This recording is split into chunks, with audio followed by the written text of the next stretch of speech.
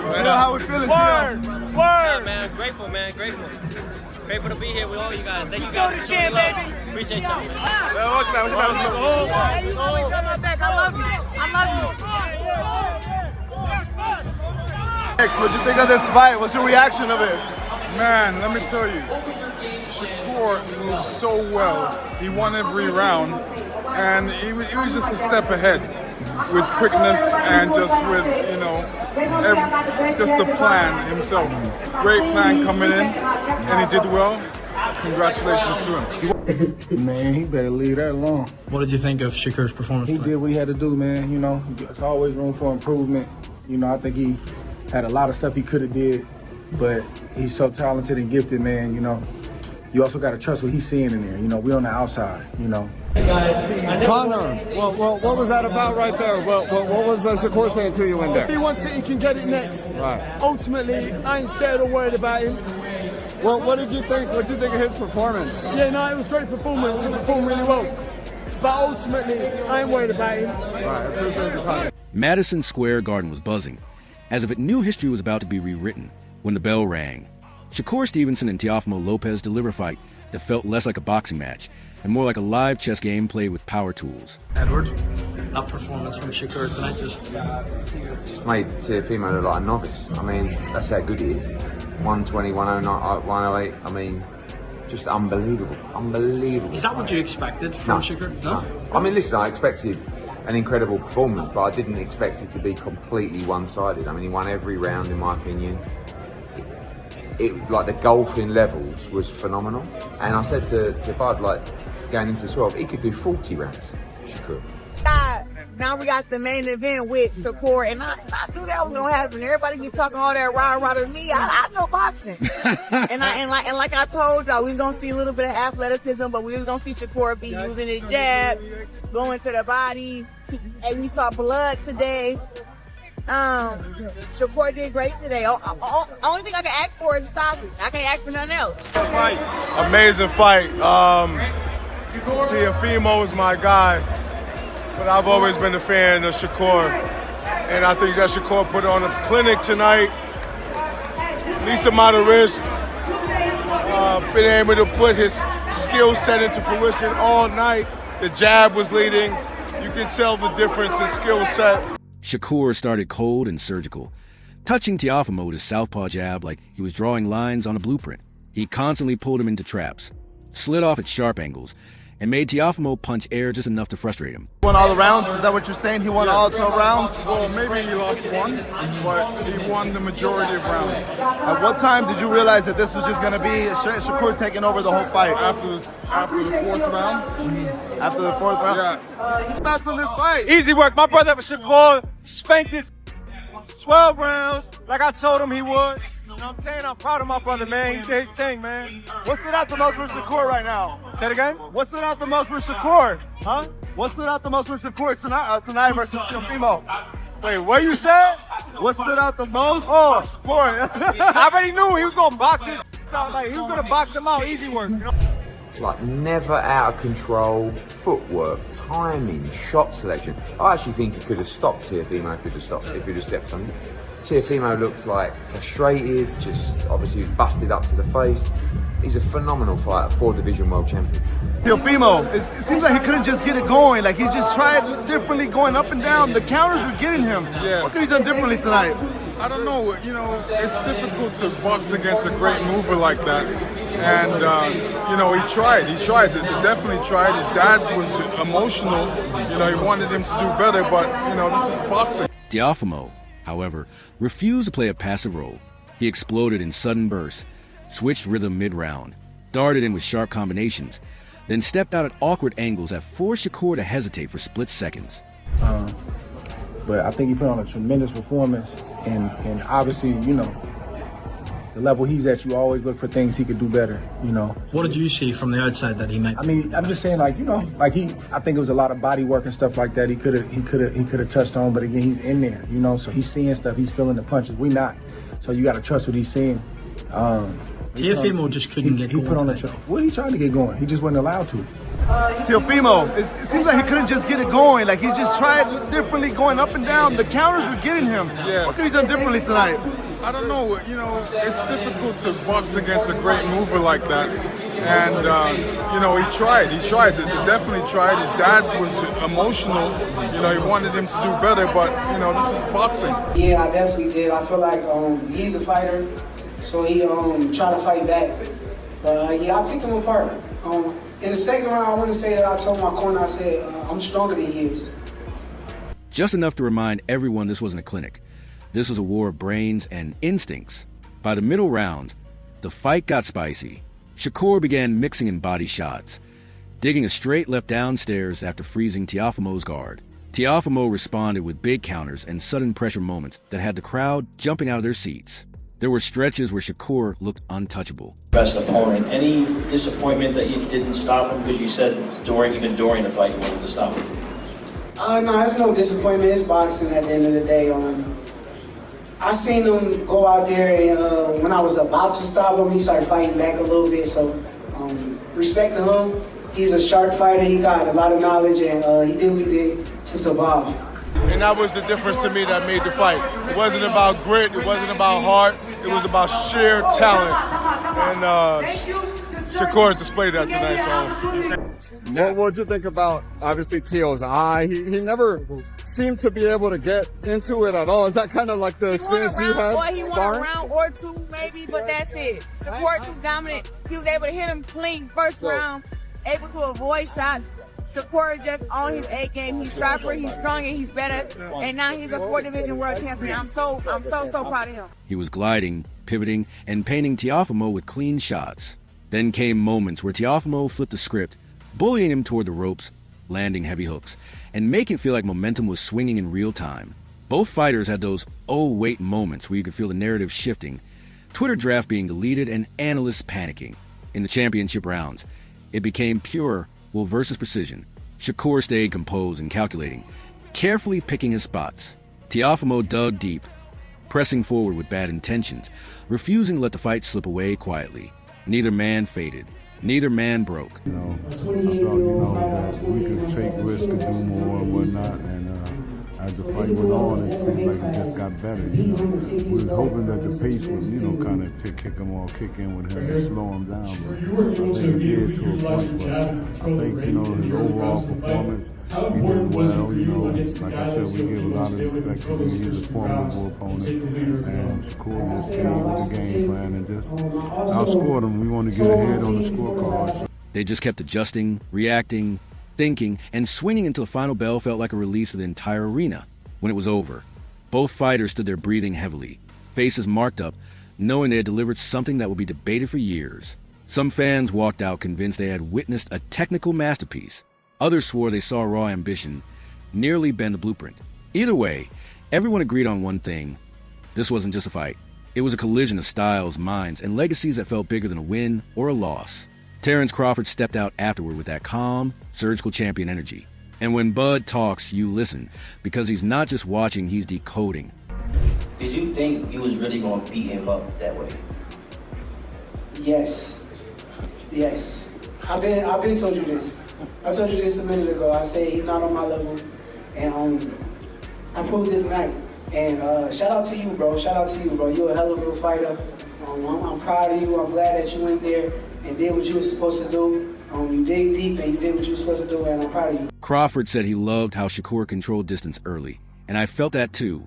Those first few rounds looked like Shakur was running a tutorial on range management, while Teofimo was trying to skip straight to the boss fight. But also pointed out Teofimo's mid-round adjustments, how he began timing Shakur's exits and sneaking counters into those half-second windows.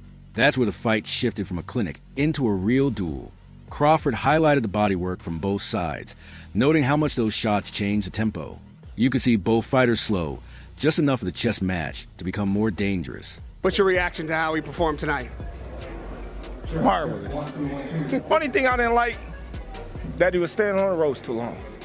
Now, when I saw him on the ropes, I thought he was downloading what Zepeda was doing. It seemed like he was slipping punches and not really taking shots. What did you think?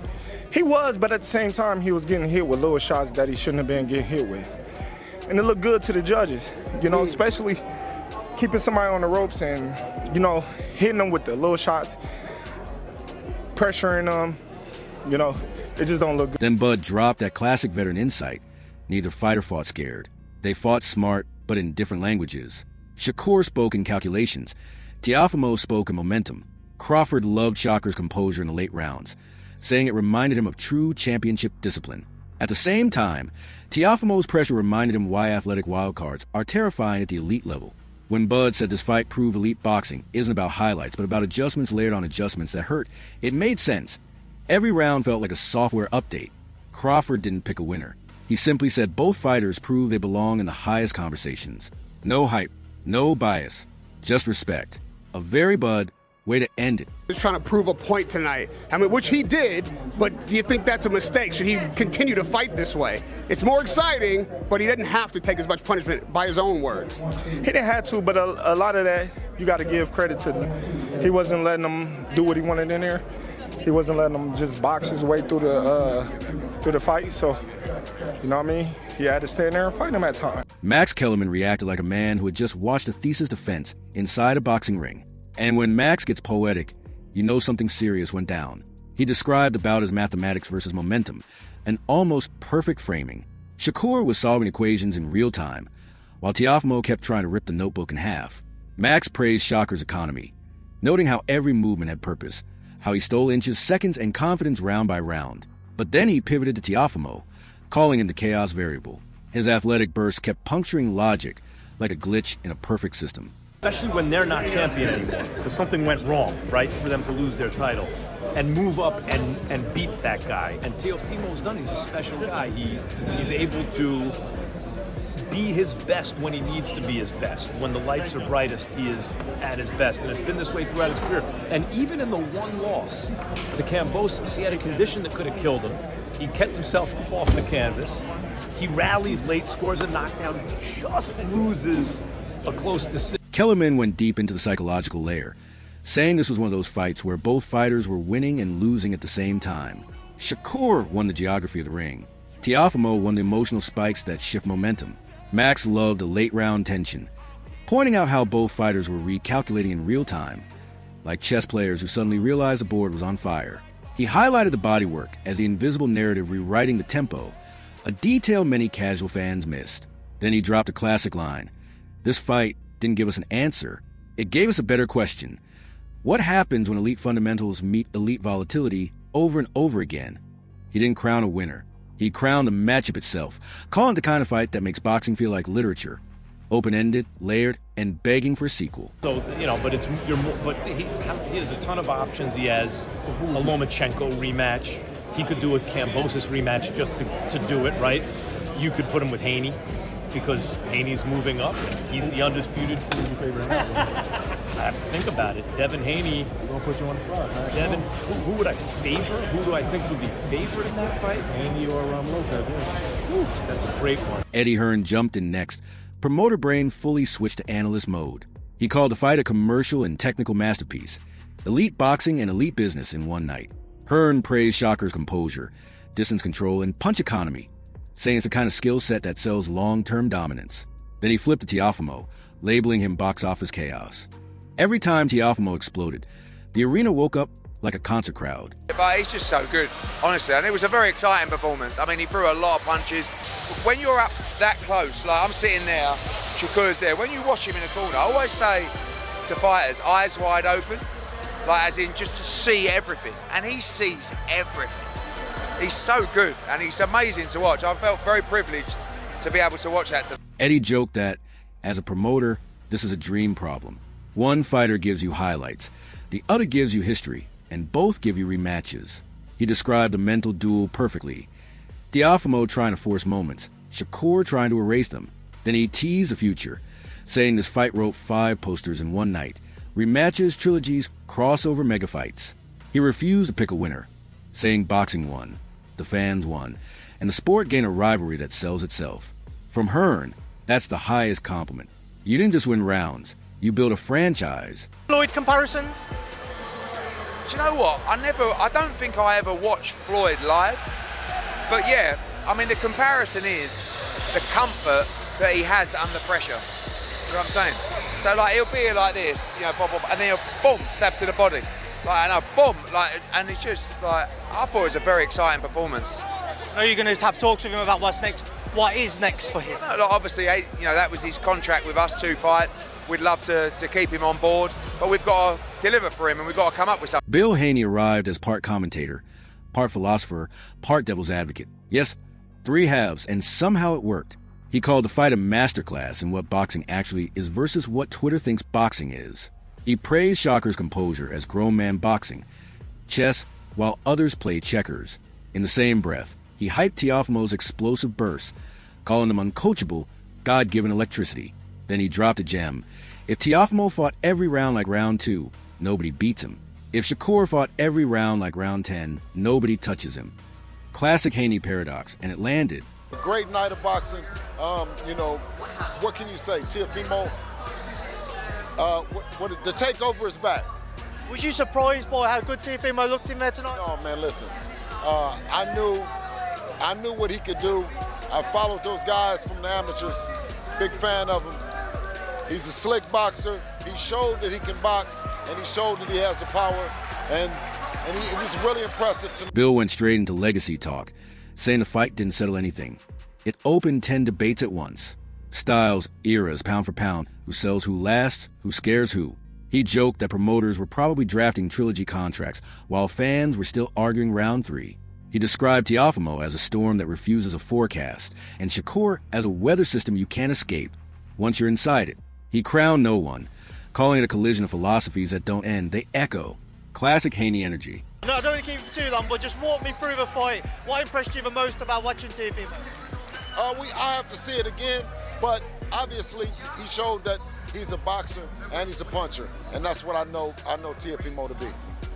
He never called out your son post-fight. Surprised? Definitely not surprised, but I'm not discouraged either. Sean Porter brought pure adrenaline. He said the fight felt like 2 languages spoken at the same time, one in geometry, the other in thunderstorms. Porter praised Shakur's calm like a surgeon in slow motion and hyped Teofimo's chaos like a fighter who refuses to read the manual. He joked that Teofimo plays chess by flipping the board every 3 moves, while Shakur still wins even when the pieces are upside down. Then he dropped his line. Shakur didn't win the crowd. Teofimo didn't win the silence. And boxing won everything in between. Pete Porter. So can I get your thoughts on the fight, man? How did Teo look, man? Man, Teo, man, 9-3, 8-4 at worst. He looked great. It looked like he caught his rhythm right around that 5th round, 6th round. You can see the confidence just start to pour in. The best part about it was this was elite against elite.